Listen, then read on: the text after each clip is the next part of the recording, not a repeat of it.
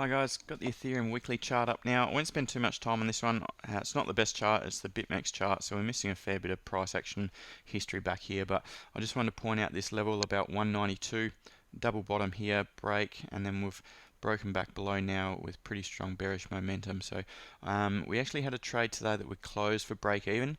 Now I did tighten the stop right up. I just felt that there was no need to take a loss on this trade and that we may not pull back all the way to 192, but I am prepared for it.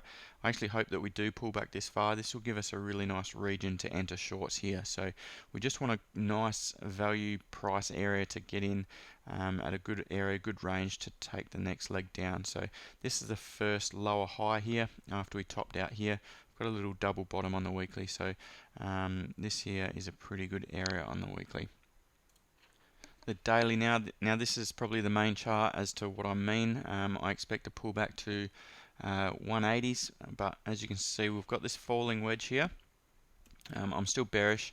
I don't believe this falling wedge will play out a break and retest to head to the next leg up, but we need to be prepared for it in case it does. But I suspect that we'll get to this trend line again and retest.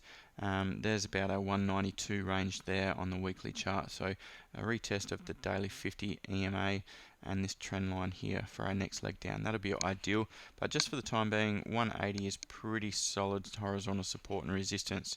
Rejection there, support, break, retest before breaking, and now we've rejected it again here. So pretty important level here that we're going to navigate first.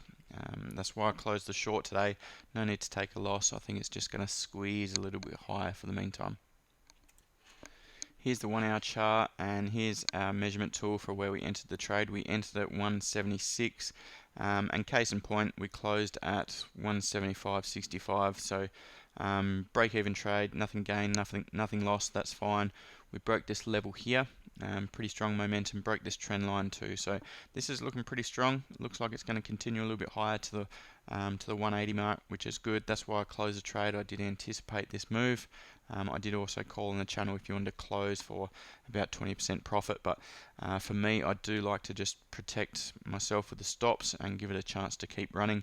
We could have quite easily rejected that 50 EMA, rolled over there. That candle there did actually reject the 50 EMA, but we just kept pushing straight through it. It's on a pretty strong run now.